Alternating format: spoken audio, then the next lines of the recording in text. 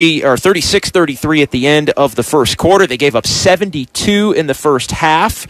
It was 36-33 in the first and 36-32 in the second. And really the only reason why the Warriors weren't getting blown out much sooner in this game than it turned into. And it was always kind of hanging on the fringe of, is it going to be a blowout? And really the main reason it didn't turn into a blowout and the Warriors didn't trail until late in this one by their largest deficit of 18 was Steph Curry, who goes for 50 in this one and just was spectacular as he has been throughout the first month of the season, really on a night-in, night-out basis in trying to keep the Warriors afloat and keep their season from careening off a mountain here before it really can get off the ground. And tonight, even with the Suns team down a bunch of rotation players, no Chris Paul, no Cam Johnson, no Landry Shamet. Of course, Jay Crowder's been out of the mix for the Suns for the duration here at this point early on in the season.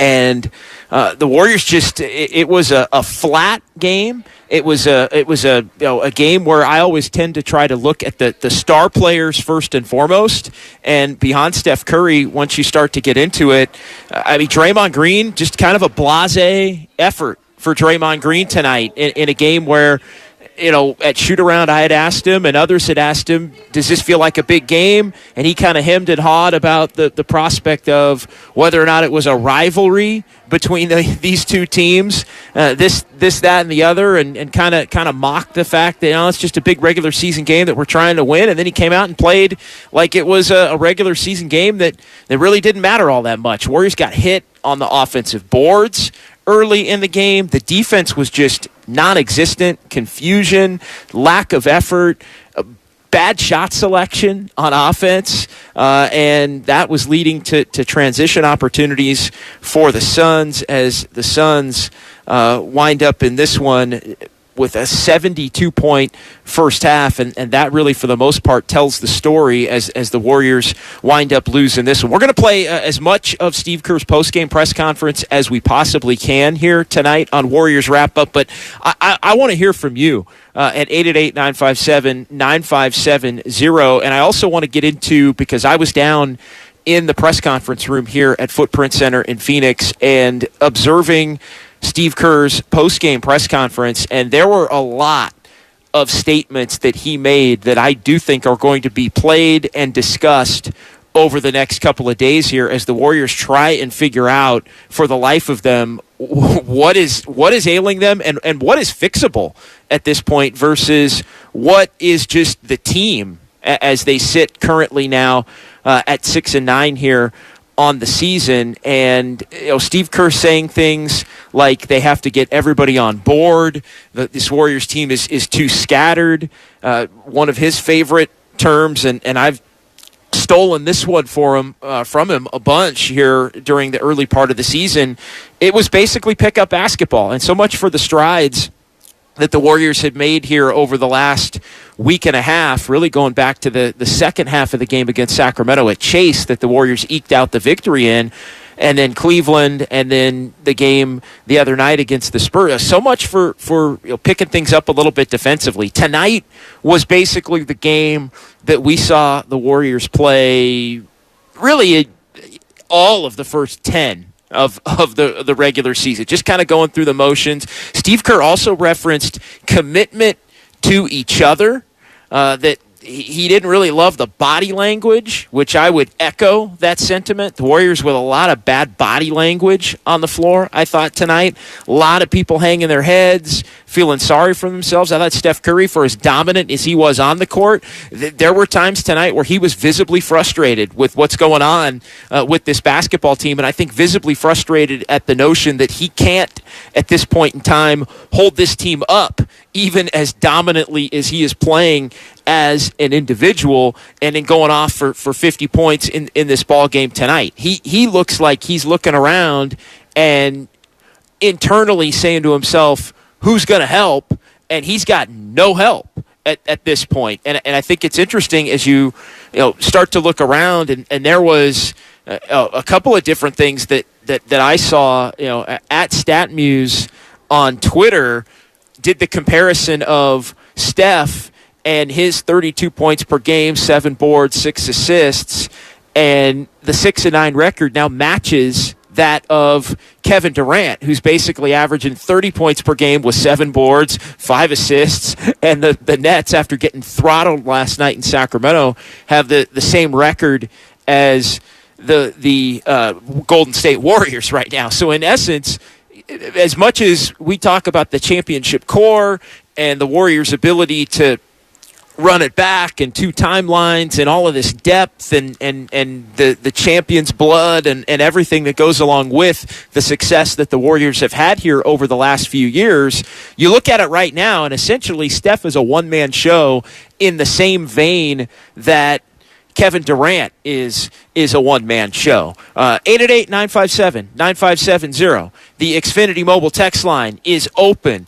The phone lines are open. I'm going to be with you here until 11 o'clock from Phoenix on 95.7 The Game. And again, I want to hear from you because I'm a little bit at a loss. I mean, I talked about it the other night, the fact that it's getting less and less crazy by the game to flip-flop Klay Thompson and Jordan Poole, and I don't necessarily want to make the entire show about that, but it wasn't crazy the other night, and it's less crazy 48 hours now having gone by from the time that I suggested it after the game against San Antonio where Jordan Poole goes off. Because the Warriors right now are getting nothing from Klay Thompson. They're getting nothing from a 4-time champion and a player who's battled 2 injuries as admirably as I think any player can to try and get back. And, you know, Steve Kerr went out of his way in that post-game press conference to almost defiantly say, hey, Klay's still got it. And, you know, he's playing in such a frustrated manner right now with all of the quick shots and continuing to try and shoot his way out of it. I've said it. He's taken 2-3 shots seemingly for every miss in an attempt to make up for, in one hot stretch, a lot of cold stretches over the course of this season, carrying a lot of weight on his shoulders, and Steve Kerr saying that the Warriors have to help him get out of his own way. How do you do it when you have a player that I know, and I've talked to a few people who've said that there have been some internal conversations with respect to what's going on with Klay and maybe getting him. I think Zaza Pachulia, when he was on a couple of weeks ago with Steiny and Guru here on 95.7 The Game, talked about the fact that he had talked to Klay about just trying to relax a little bit, chill out, let the game come to him, maybe take some better shots. But the Warriors just tonight, for all of the nights where I don't necessarily think effort has been the issue, I thought tonight they kind of went through the motions, like flat out. I thought it was just a lethargic, championship hangover, want to coast.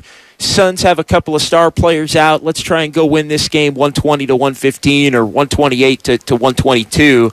And the Suns, whether it was Cam Payne, who had his way, or any of the 5 starters, because they were all in double figures for the Warriors tonight. The Warriors got the 50 from Curry, 19 from Klay Thompson, but 7 of them were when Steve Kerr left Klay Thompson on the floor at the end of the game after he had waved the white flag and pulled every other starter out. That, to me, was a little bit telling for the Warriors down the stretch. Andrew Wiggins, low energy, kind of meh game from Andrew Wiggins, who has had those types of contests be fewer and farther between this season.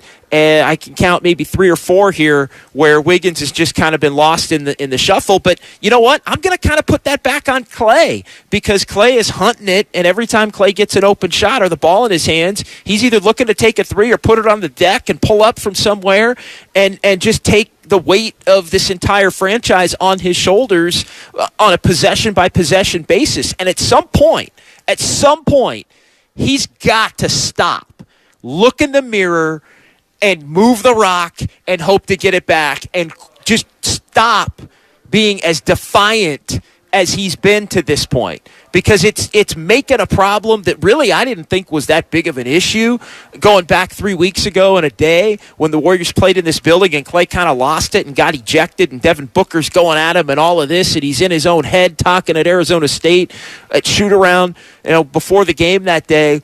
This thing has snowballed. Klay is worse now than he was 3 weeks ago. He is worse now than he was 5 days ago. And then you have Jordan Poole absolutely go off, and when he's in the starting lineup, and the whole team seemingly played more freely in that game against San Antonio. But again, San Antonio is not Phoenix. Probably the worst roster in the Western Conference when you talk about the Spurs. The Suns are a team that still probably believes if they can get everybody healthy and on the same page and maybe make one more move, can contend for an NBA championship. So it's a little bit of different stakes, but just the energy, the vibe, the defensive intensity, it was just all a fail for the Warriors, and yet the game was hanging right there for them because Steph Curry was so completely and utterly dominant. 888-957-9570. Let's get to the phones here. We'll get to the Xfinity Mobile text line as well, but we'll get started on the phones with Armand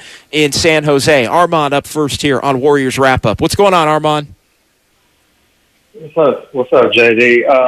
Well, simply put, I think we're all at a loss of words, but I got to say, and some Warrior fans was tripping on me when I would tell them here at work and my social life, I said, you know what, that Draymond Green punch I think that was a sign of things to come, seeing how this is played out.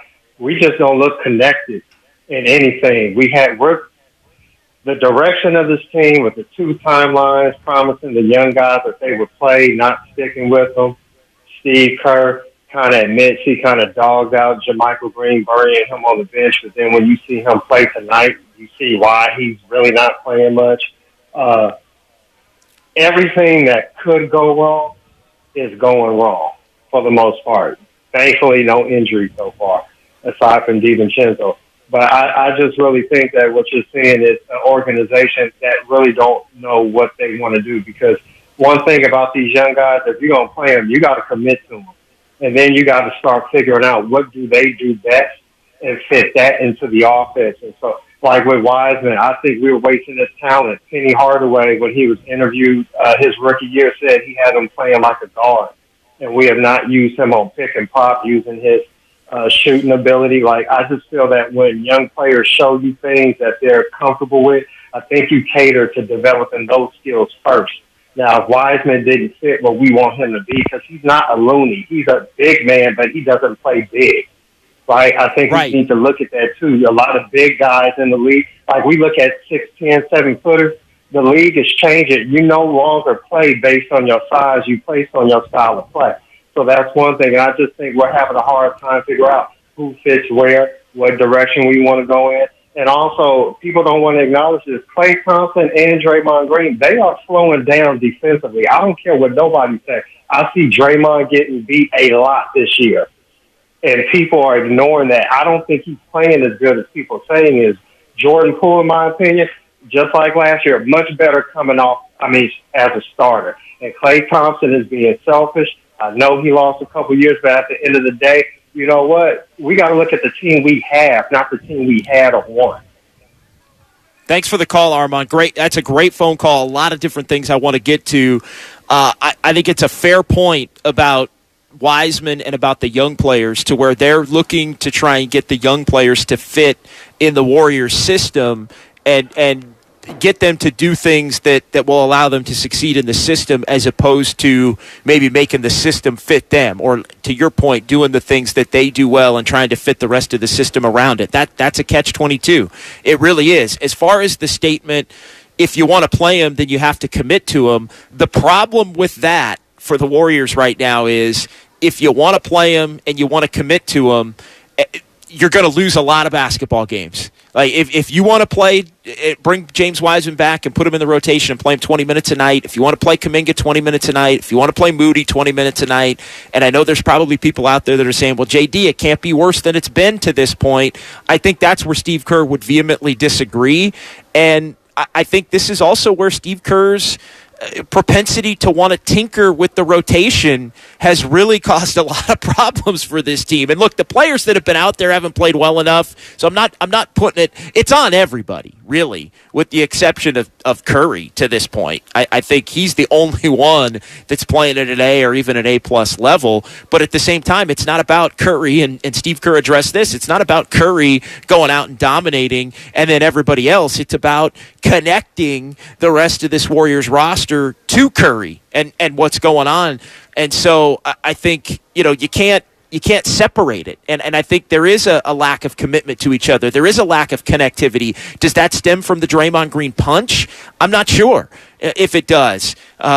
Is there a little bit of a Klay Thompson, Jordan Poole problem on this team? Not that they don't like each other, but is the rat on the table the fact that people can kind of look around and see that Klay ain't Klay? And I agree with the statement from Armand about the defense. And I think Draymond, while I think he's played well compared to other players on this team, there have been nights where he hasn't had it. And tonight was one of those nights where he hasn't had it. So right now the Warriors are finding themselves kind of caught in between. They thought they were going to get more from the young guys. The young guys didn't have it. The veteran guys were kind of coasting.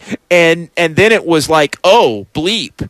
I think from Steve Kerr, I got to stop playing these guys because we got to get the veteran guys on the same page because that's the only way we can win any games. And so, the only thing that hasn't really, allowed the thing to fall apart completely is the fact that they haven't had injuries to the main guys, at least to this point in time. 888-957-9570. Let's keep it rolling. Eric in San Francisco. Actually, Luke in Vallejo is the longest hold on the board. Luke in Vallejo on 95.7 The Game. Warriors wrap up. Hey, Luke. Hey, how you doing, JD? Good, man. Just want to say a couple of things.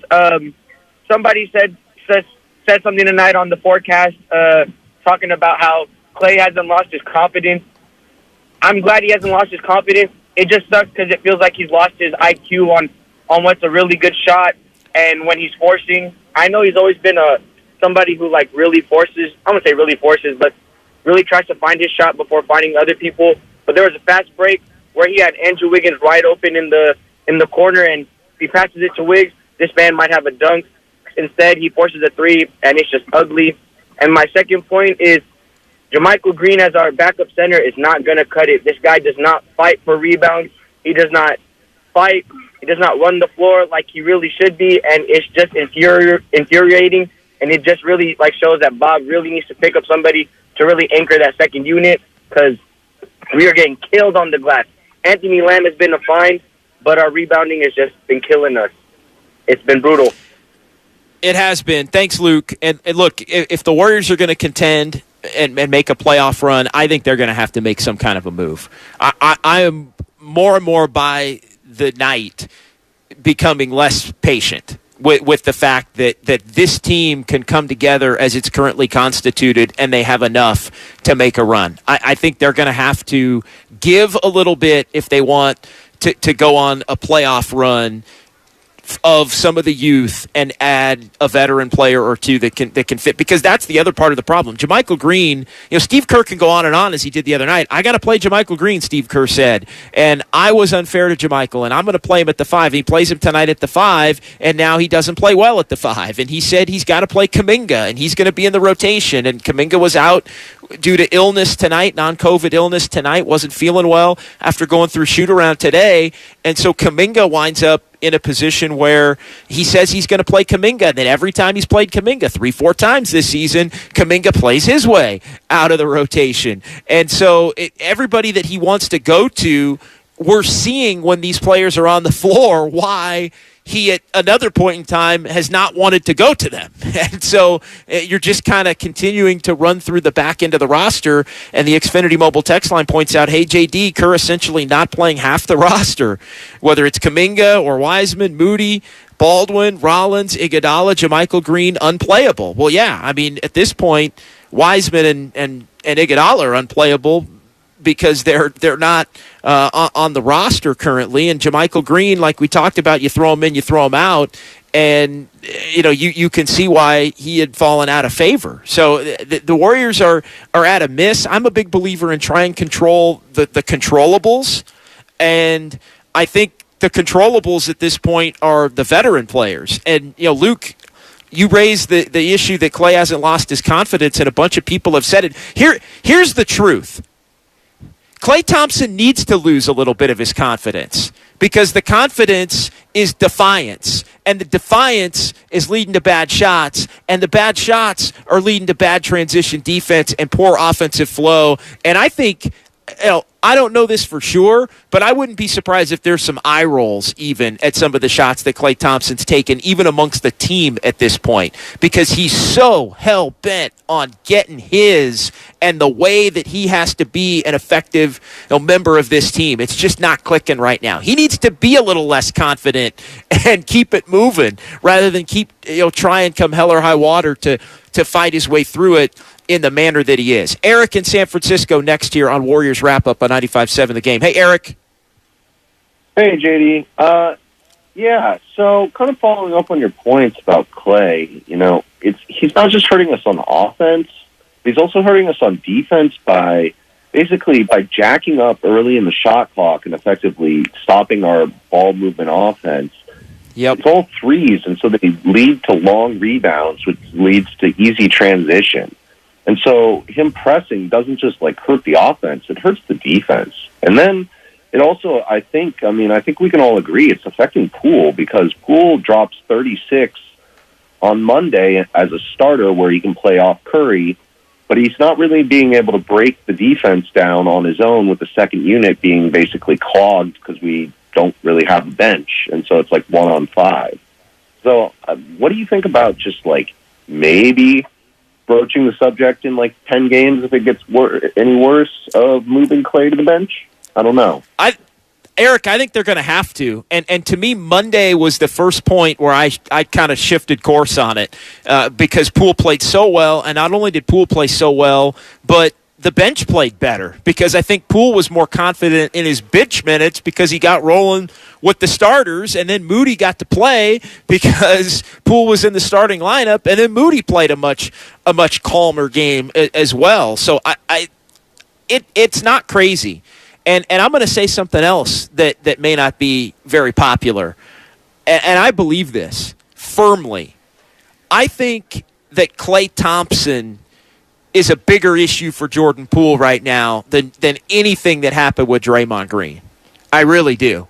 Because at some point, whether it's subconscious or whether it's at the forefront, you've got Jordan Poole who just got paid a lot of money off of the season that he had last year and what the Warriors believe that he can be. And the reality is that money was made for the most part with him in the starting lineup on a team that wound up beginning the year 29-9 and 18-2, and he was averaging 18.5 points per game, and it was efficient. And there were a lot of nights last year. I'd throw the opponent out. There were a lot of nights last year where Jordan Poole was in the Warriors starting lineup in the first half of the year, and the game looked like the game did the other night against San Antonio.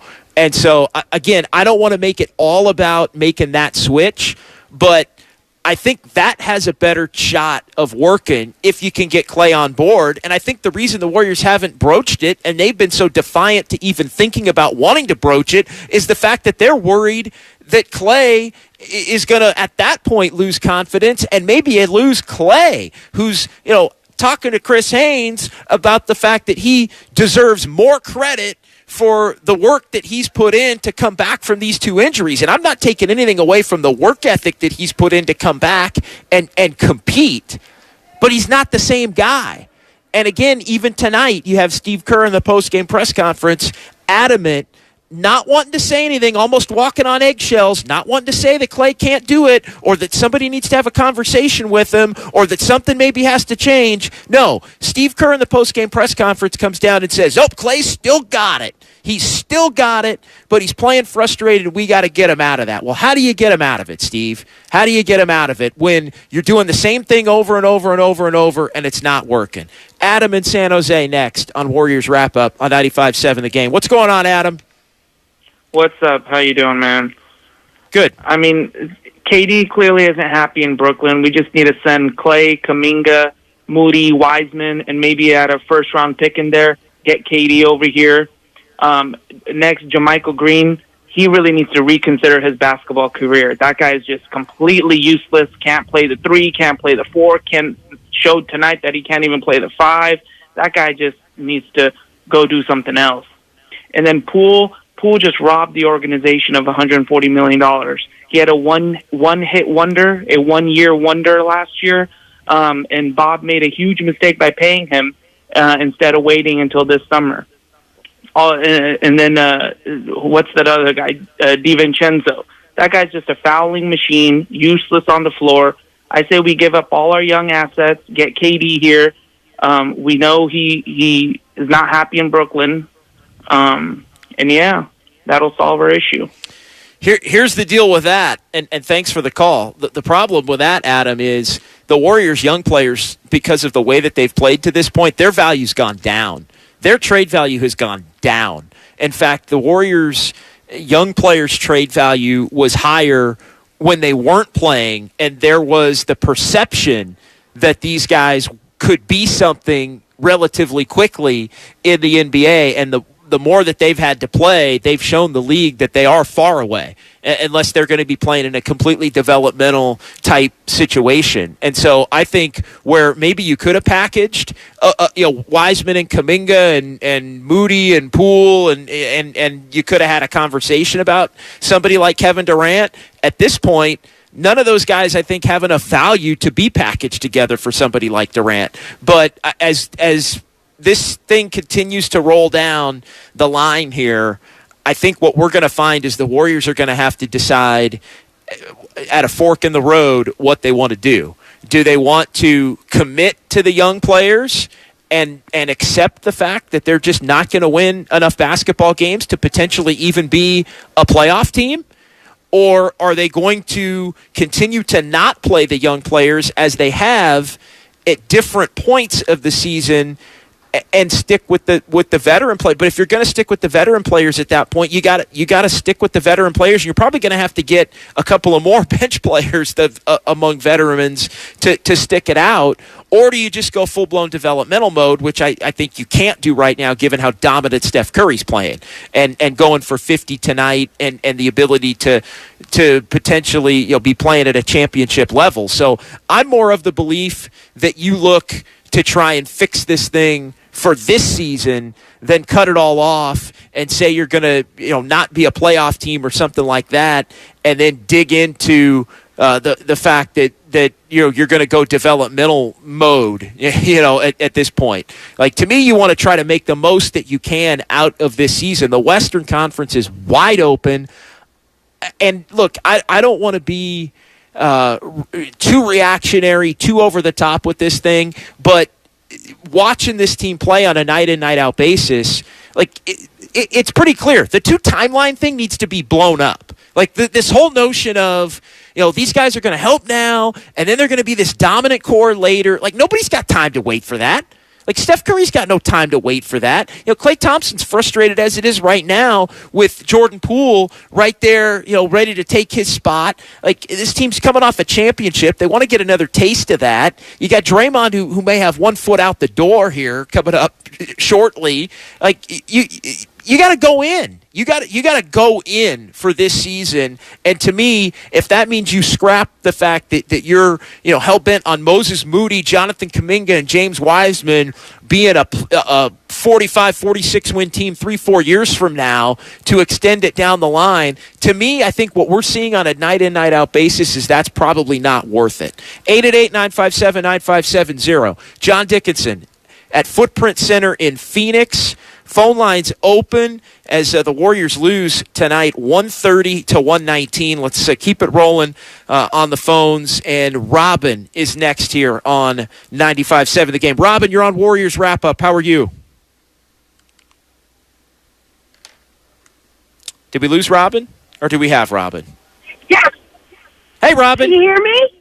I hear you loud and clear. JD, I never heard you so frustrated. I'm so sorry, sweetheart.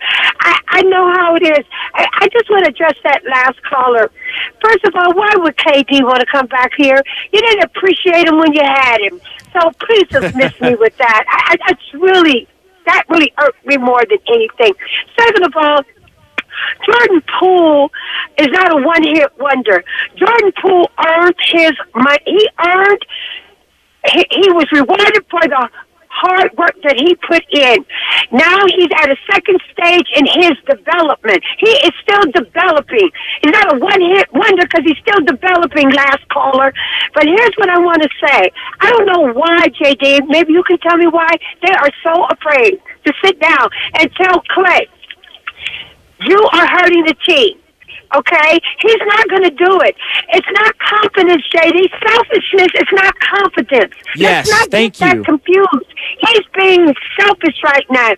And from Draymond on, this is just conjecture on my part. I do believe that the disease of me has finally gotten into the Warriors' culture. As Pat Riley says, when the disease of me sinks in, it all falls apart. Peace out, JD.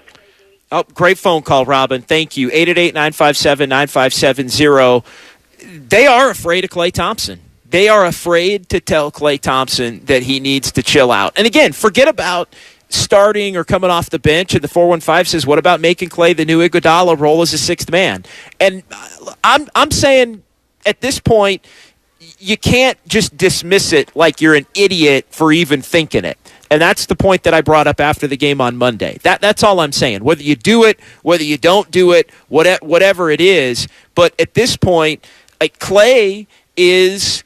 It's almost an elephant in the room, like Draymond, like Draymond's attitude, or what's Draymond going to do if the team looks Draymond in the eye and says, hey, you can't act this way anymore, or we're not putting up with this anymore. It's almost like there is a fear of, well, what kind of Draymond are you going to get then? And it's a similar fear I feel like right now with, well, what kind of Klay Thompson are you going to get if you end up going down that path? The 650, do you think Klay might end up like Westbrook or Carmelo? I think he's on that path right now as a starting player that doesn't realize that he's declined, and rather than try and play like a better teammate, he's out there hunting for his own, trying to get his numbers to shake himself out of it, and it's hurting the team.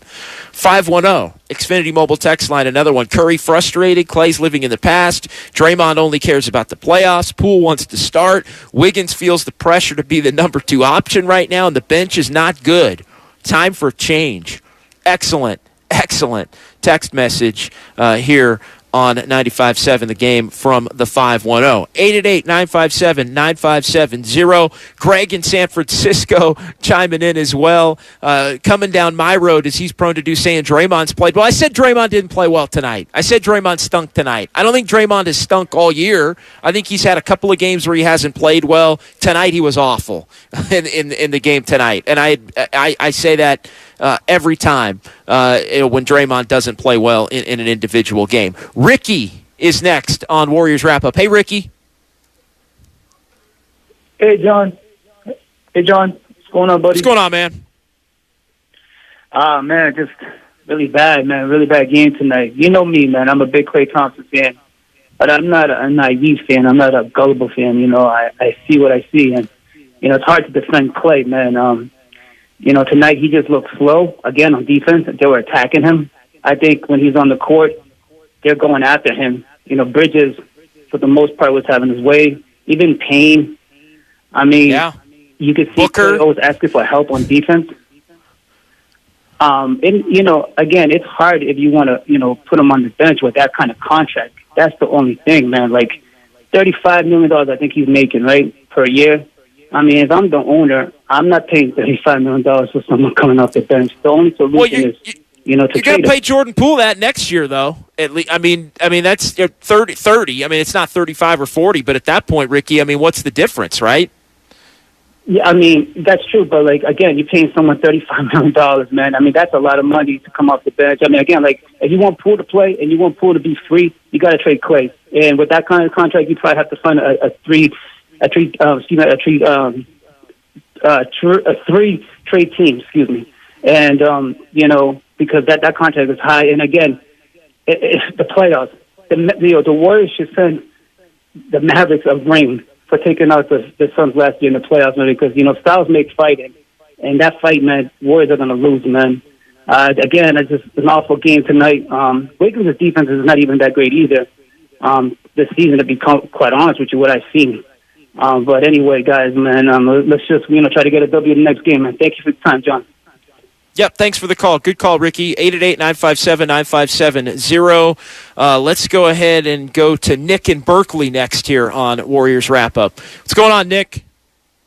Oh, man, I just want to say, man, that stop your boo-hoo-hooing and your whining about anything if you're on the team. You're playing a kid's game. You're making more money per game than most of us make in 5 years of work. I don't want to hear the boo-hoo-hooing. Suck it up. And if Klay, if you're mad about your shot, why aren't you in the gym right now shooting like Kobe used to do, bro? You know what I mean? Get your game tight. Draymond needs to stop all that huffing and puffing. And if he doesn't like it, man, kick rocks. If you don't like it in the Bay on the Warriors, you're blessed. So like you don't even understand how much you're blessed, but you're complaining. You have nothing to complain about. Play harder, work harder, man. Be better than the next guy. Outwork everybody. But I'm not even worried because the Warriors, Kerr is the puppet master. Kerr is the genius behind all this, man. With the GM, they're gonna find a way to make it happen, man. Well, they're up against it, I think, in a very unique way. And thanks for the call, Nick.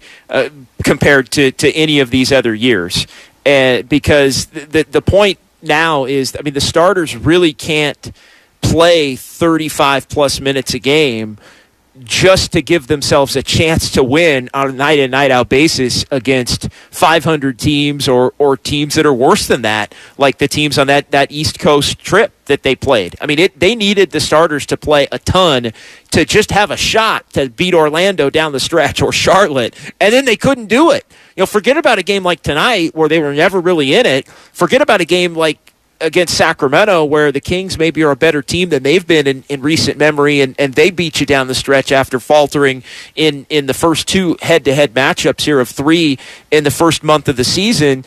It's just they are having to expend far too much energy right now to just get through a night-in, night-out basis, and that's where you wish you could trust some of the young players to come in and play a little bit more to just offset it and maintain. And the Warriors just, they don't have that right now. It's just not. And then when they want to go to veteran players off the bench, I mean, look, Anthony Lamb's been a nice find, but Anthony Lamb is not a playoff caliber at this point, rotation piece. He's a nice fit. That's a two-way guy that's helping you out. But the fact that Anthony Lamb is more playable right now than Jonathan Kuminga or Moses Moody or James Wiseman, that's a much greater indictment of those three players that I just mentioned than it is, how good for Anthony Lamb. You'd like to have him, but you don't want Anthony Lamb, no disrespect to him, to be your eighth best player right now in your rotation. You want him to be, 13 or 14, and he's playing when some other guys are maybe getting some nights off or there's some injuries, which the Warriors to this point have really not had to deal with yet. And that's the thing that I keep coming back to is this team's 6-9, and they've been healthy, except for Dante DiVincenzo missing a couple of weeks, going back to the third game of the season. What happens if Steph Curry has to miss a month? What happens if Draymond or Jordan Poole goes down, or Wiggins? What happens at that point? And again, not a catastrophic season-ending injury, but what if Steph sprains an ankle and has to miss 2 weeks? Warriors might not win a game without him at this point, given the level that he's played and the level that everybody else has played around him. So they've got to figure it out. Steve Kerr hinting at some deep conversations that are going to have to be had internally. He didn't want to divulge the specifics, as he was prodded by some of the media downstairs here in Phoenix, but it was a tone that there is some legitimate stuff going on behind the scenes that this team and franchise and organization is going to have to sort through to try and get this season on track, if it's going to get on track. It's not all lost. It's not over right now, but this thing is hanging on the brink a hell of a lot more thinly than meets the eye. This is not, relax, RELAX, like your Aaron Rodgers. This is a championship team that's just going to figure it out and make their run. This team's not last year's team. This team's not the 19 team or the 18 team or the 15 team or any of those teams. Okay, this team is not as good as those teams. And we've watched it to this point. We can see it. This team in these first 14 games has been, I think, worse than really last year's team was at any point in terms of just the eye test and watching them all collectively play together. JP in Union City, next here on Warriors Wrap-Up on 95.7 The Game. What's up, JP? Hey, what's going on, JD? I just really think that, I mean, you really made a big point in them being as worse as they were last year, and this is way past that. But, I mean, when listening to the interviews and watching Steve Kerr talk, I like you said, it's an internal issue, and it's less of a skill issue and more of a will issue because that's the talent is there. But you can definitely see that. I think, and Steph Curry talked about it too, there's internal struggles that people are dealing with. I mean, everyone has their own individual issues. Klay Thompson, get over the mental hump. Jordan Poole, let's be real. And I think that right there is what ignited everyone's internal issue and what's creating this microcosm of, just problems. So I think it's something that can be turned around, but they just got to get focused. And, they're a championship caliber team, but they have to be able to turn that switch. Thanks for the call. Yeah, there is it. I do tend to agree. I think and time will tell whether enough of these guys have lost a step defensively to where they can't maybe execute a game plan at the level that they had previously.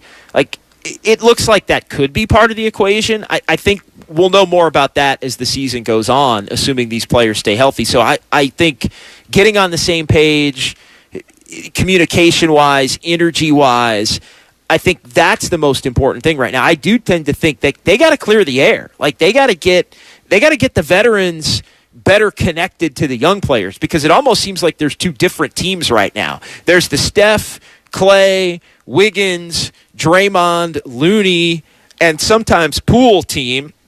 Poole plays for both teams, and then you've got the rest of the young guys that are trying to find their way, and it just doesn't. There's no bridge. Poole's supposed to be the bridge between the two eras, and Poole looks like a guy right now that would much rather be playing with the vets and go into that. He feels like he's elevated himself into a new status category and away from those young guys, and wants to be one of the high paid vets now. But the reality is the Warriors paid him to be a bridge between the two, and that hasn't necessarily worked out to this point in time. But they got to clear the air, clear their heads. I think. Well, I have heard that. And it's been discussed that there have been conversations with Klay Thompson. I think you got to have a little more forceful conversation with Klay Thompson at this point. I really do.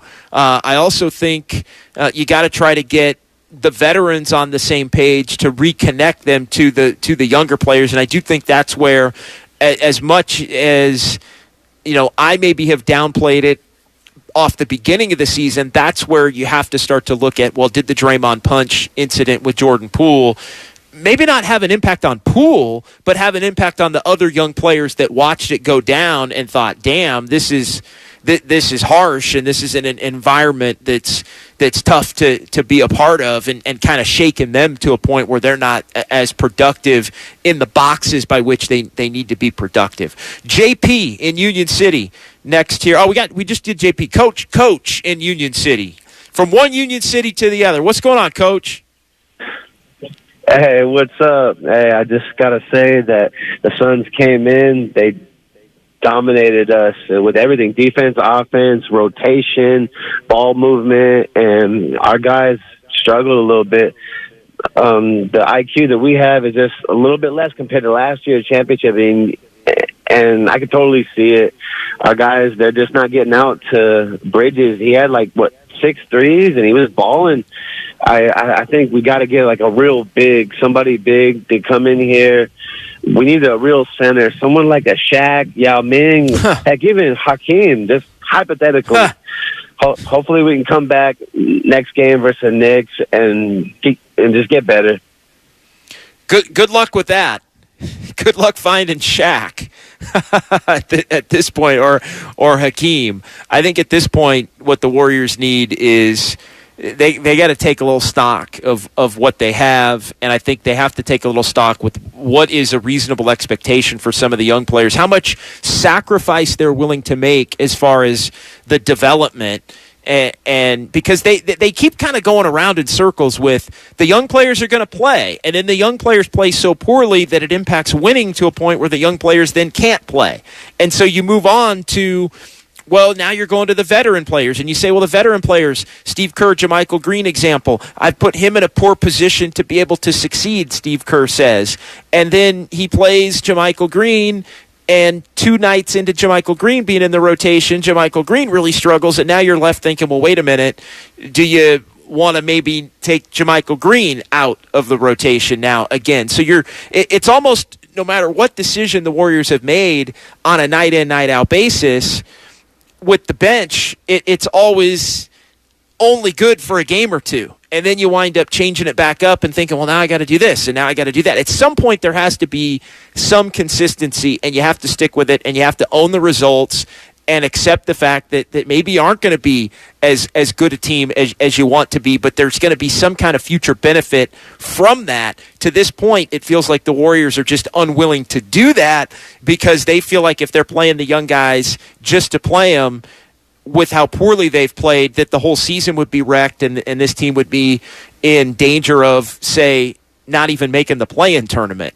which right now they wouldn't be in the play-in tournament. All right, John Dickinson here from Phoenix at Footprint Center. Suns beat the Warriors tonight on 95-7. The game was 130-119. Warriors, you got to get the defense going. Up next for the Dubs, they'll take on the Knicks back at Chase Center before hitting the road to Houston and New Orleans before being back home for the Thanksgiving holiday. Let's go ahead and hear a couple of minutes from Steve Kerr. I alluded to it, paraphrased it, tried to get as many bullet points as I could jot down on my notepad from being down there, but let's hear from Steve Kerr as he addressed just what's going on with this Warriors team right now following the loss. We're never going to panic. Like, there's no point in panicking. What we have to do is stay with it and find it. But in order to find it, we got to get everybody on board, on the same page in terms of just worrying about winning. And that's it. And I think, for right now anyway, I think we're just scattered. It's a pickup game. It's a pickup game out there. So there's no execution at either end, no sort of commitment to the group to get 3 stops in a row, to execute on offense. It obviously starts with me. I'm the coach of the team. So I have to figure out a way to get that production, that sort of commitment to the team and to each other and to winning that it's going to require. What do you mean, the commitment to each other? Share the ball. If somebody's open, throw it to them. If somebody helps on a rotation, crack back and block out the big guy.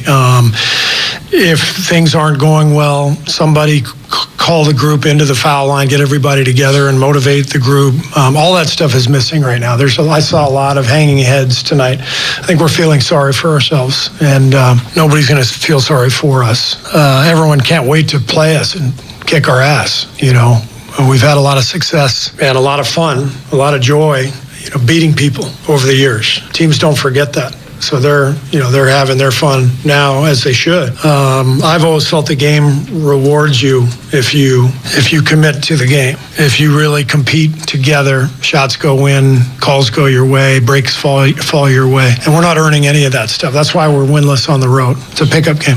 You may have answered part of it in your answer to that and to Maddie's question, but Steph drops 50, still lose by 11. What do you need from the other guys to support Steph and his? Yeah, it's not about stats.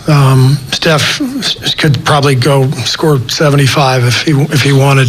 I think that it's not about numbers. It's not about, Steph played well and nobody else did. It's about the team. It's about the commitment. What makes basketball special, what makes this team special over the years, the last decade really, and our fans feel it. It's this combination of joy and competitive desire and unity and a purpose. And it's been beautiful to watch over the years and beautiful to coach. But that's lacking right now. That's lacking. And that's what our staff has to figure out. That's what our players have to figure out. That's what we have to figure out together. And that's the plan. Would that scatteredness be one of the reasons other teams are getting so many open shots? Yeah, like I think when you come down and you don't make a team guard and you just shoot the first open shot, guys aren't tired at all. They're not having to fight defensively, so everybody comes down and they're feeling good. Like I didn't even have to guard at the other end. Now I'm wide open. They're playing in transition, a lot of long rebounds leading to transition, so you're out of place defensively. So there's no collective grit. We lack grit right now, and when you don't have grit, the game is really easy for the other team. These are NBA players. They spend all summer shooting thousands of jump shots just like our guys do. And so when those jumpers are easy and the game is easy and they don't feel any physicality, it's a Drew League game. We're playing a Drew League game right now. Try to explain to me how a collective set of amnesia could fall in after you just last June won a great NBA Final Series against the Celtics. It'd be great if that stuff just carried over, but we're human beings and we're really complicated individually and collectively, and that's the beauty of basketball is when it's right, it's right. You can feel it. And our fans have felt it many times over the last decade. I've felt it, most of those years. It's a beautiful thing to watch, but it's complex. It's not as simple as, well, let's put these 5 guys on the floor. Every single player has a story, has something that's going on in their life. And if the group finds a way to put all that stuff in the back seat and commit to just winning the game, a magic can happen, and that's what we're lacking. But it's I wish it were that easy just to turn the page and stay the same team, but it requires work. It definitely requires work, and this is a different team, and there are a lot of individual stories right now that are going on throughout this team, whether it's Steph Curry's dominance, it's the pending departure of Draymond Green, it's Andrew Wiggins' emergence is almost by necessity being the number 2 scoring option. You've got Jordan Poole, who wants to be a starter, feels like he's paid his dues to get to that point. Klay Thompson's trying to hang on to what he had before that. You've got this group of young players that are all trying to find their way with a championship caliber team, and it's not working out, and I think that's hurting their confidence collectively on some level. And then you've got the organization as a whole that's trying to fuse these two timelines together.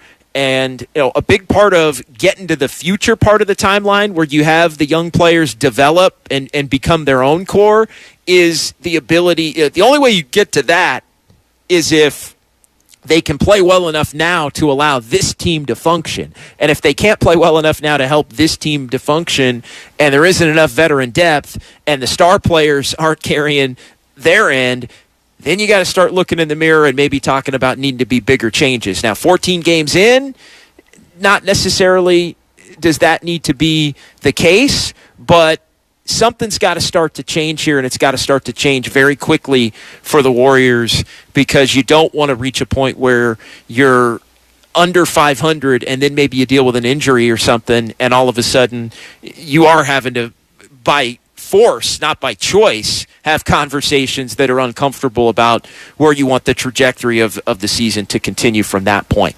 All right, that's going to do it for me tonight. What a show. Really appreciate the participation tonight, not only on the Xfinity mobile text line, but also on the phone lines. Great job, and I really appreciate everybody chiming in tonight. We'll keep it rolling here all throughout the day tomorrow on 95.7 The Game, and then I'll be back on Friday at 6 o'clock with Warriors Live, Warriors and the Knicks. Thanks to Sterling Bennett. Thanks to everybody in our San Francisco studios. John Dickinson from Phoenix. We'll talk to you on Friday. Tonight, the Warriors fall to the Suns 130 to 119. You heard it right here on 95.7 The Game. Good night. When a cold comes on strong, knock it out with Vicks DayQuil Severe for max strength daytime relief. Just 1 dose of Vicks DayQuil Severe starts to relieve 9 of your worst cold and flu symptoms to help take you from 9 to none. Power through your day with Vicks DayQuil Severe, the daytime non-drowsy, coughing, aching, fever, sore throat, 9 to none medicine.